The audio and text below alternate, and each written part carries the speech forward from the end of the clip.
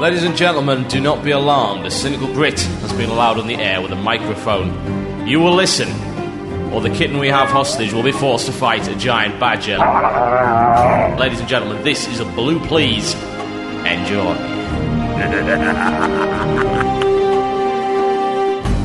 Wow Radio.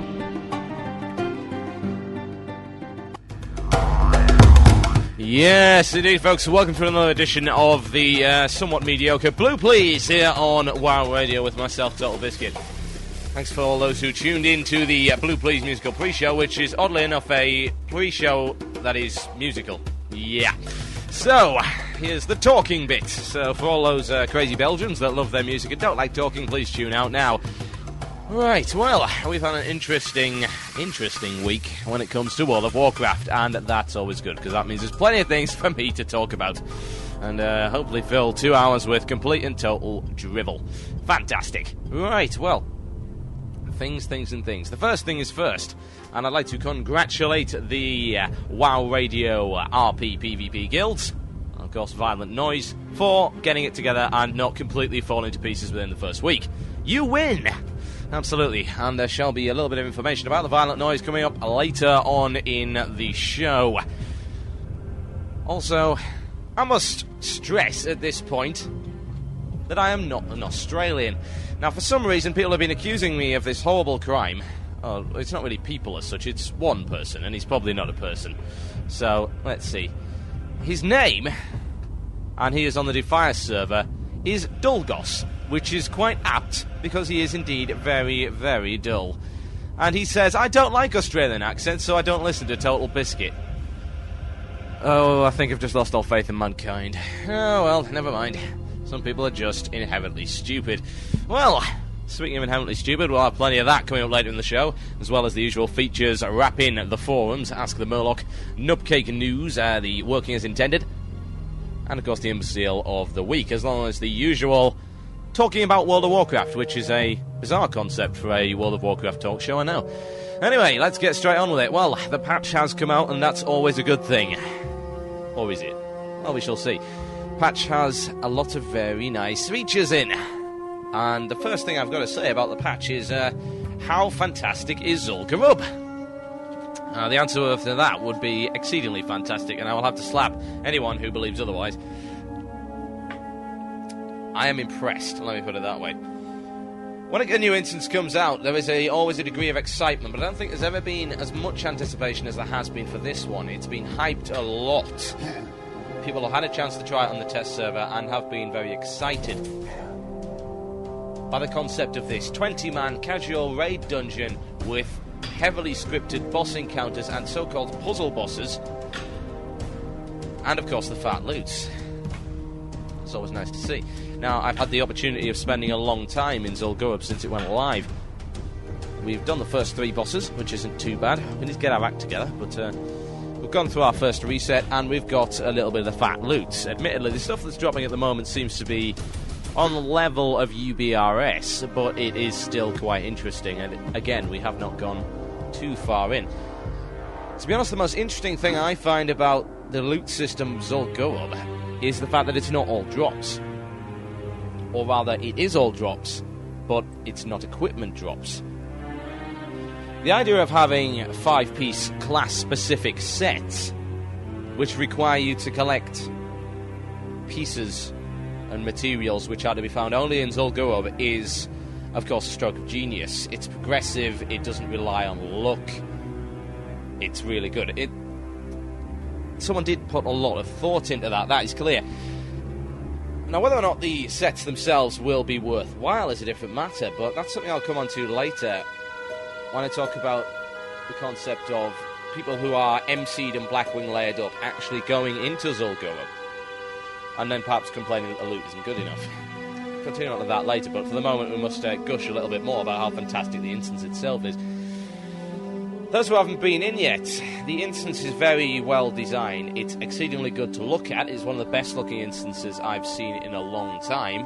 Zul'Farrak was always one of my personal favourites, and it is certainly a larger version of Zul'Farrak. A little bit less sandy, a little bit more green, and that is the way to go. The mobs themselves are in general challenging but not ridiculous pulls, and I'd like to highlight just how different they actually are to Molten Core and, of course, Blackwing Lair. Now, those who've been into Molten Core will be aware that the first pull is 2 Molten Giants, and these 2 Molten Giants must be tanked and off-tanked until sufficient aggro is gained, and then the first Molten Giant should be nuked, and then the second Molten Giant should be nuked, not allowing, of course, the Molten Giant to run loose and destroy your clothies, which has been known to happen from time to time. Now, the way Zul'Gurub seems to have done it is they've gone to the other end of the spectrum by having mobs that aren't as hard by any stretch of the imagination, don't require ridiculous amounts of tanking, but do have AoE effects, and there are quite a few of them. Within the first few pulls of Zul'Gurub, you will pull 4 snakes, and they are not very nice snakes. They are unpleasant snakes that will eat your face if you're not too careful. They have an AoE poison attack, and they do throw out quite a bit of damage as well, which is a little bit unpleasant if you're a clothy and you happen to get smacked by them. But it is, of course, nice to see Hunter Nature resistance actually coming in useful for once. Anyway, the point of the matter is that it's a different way of looking at the whole idea of instance pulls. It's very different from Molten Core. Now, later on, of course, in Molten Core, you do get the lava packs, which are larger pulls. But in Zul'Gurub, there are a lot of big pulls. For instance, coming up to the spider boss, you'll be pulling 6 or 7, maybe even 8 adds. One of which will be a humanoid, one of which will be a big spider, and then there'll be smaller spiders who are still elites and still quite unpleasant. And of course, when the big spider goes down, it splits into lots of little spiders. It's good fun, and it's very chaotic. And I think it gives a far more natural feel to the whole battle idea of going into a dungeon and slaying legions of monsters. MC is a very rigid, a very regimented instance. Things that go wrong generally get the group killed. Things that go wrong in Zul'Gurub are not so serious, but they will certainly get some of the group killed. And there is quite a bit of potential for that, in that there are pulls which do have a lot of mobs in them, and there are pulls which do very unpleasant things, like the exploding bats coming up to the bat boss. A very interesting way of doing things, and that does excite me, has to be said. I was honestly expecting a mini MC, and we didn't get one. And that's what I'm impressed with. They have managed to make a challenging instance, and some of the boss fights are very challenging indeed, without going to the lengths of simply making an MC for 20 people. That certainly bodes well for the future of instancing in World of Warcraft. And I would hope that the new Silithis instance will actually do a similar thing, and not rely on the whole, ooh, there's 2 big monsters, you must tank one, off-tank the other, nuke, that's it. Which is actually often the case in MC. So it is a good instance. The bosses themselves are difficult, but not ridiculously so. For instance, there is a boss called the Bloodlord, who is a raptor-riding troll, and he gets off his horse, his raptor, and proceeds to beat the smeg out of you. While he's doing that, you see the entire arena is surrounded by these ghost spirits. And if one of you dies, one of the ghosts comes over and resurrects you. And I think, this will be easy. But no. The more he kills, the more powerful he gets. And he has some nasty attacks. When we wiped the first time, we were hit. In fact, I was killed with a blow for non-crit. 12,000 damage. The word ouch does spring to mind. And that's an interesting fight. It is a long fight. It requires a lot of discipline, a lot of aggro management. And it is very, very interesting to play. And you can get to a stage where it becomes impossible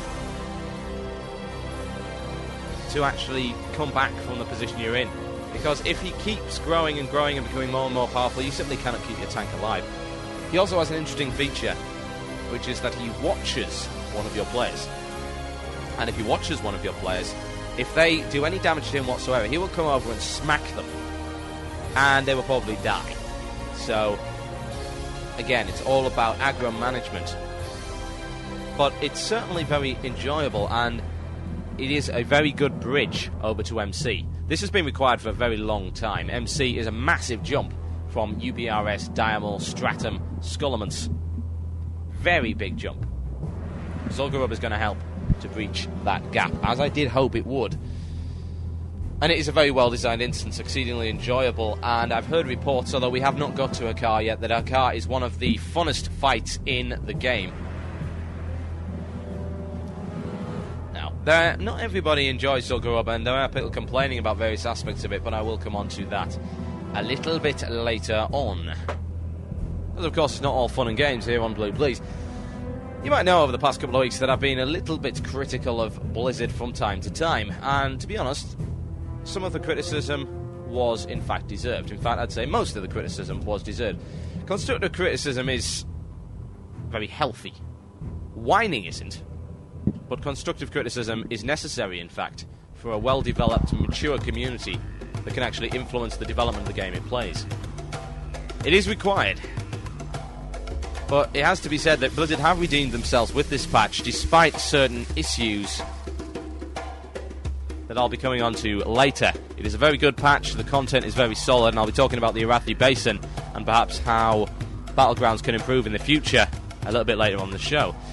However, before the first break, I'm going to introduce to you the much-loved and much-maligned... It's working! Yeah, it's working! It's working as intended, baby! Yes. It is indeed working as intended. This is the section of the show where we get our collective heads together and try to solve the problems that Blizzard has not managed to solve yet.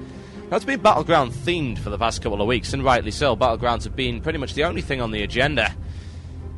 And again, this week it's back to the Arathi Basin. Last week we asked, how would you improve the way... Sorry, not Arathi Basin, Alterac Valley. What am I talking about? I've been in Arathi Basin so much these days, that's all that's on my mind. How would you improve the Alterac Valley? And this week, we did hear that the Alterac Valley is going to be redesigned. Now, I would like your thoughts on how it should be redesigned. Should it be made smaller? Should there be more objectives and choke points added? Perhaps there should be more graveyards.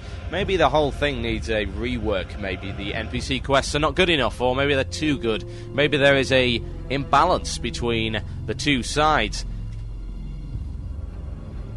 What is it?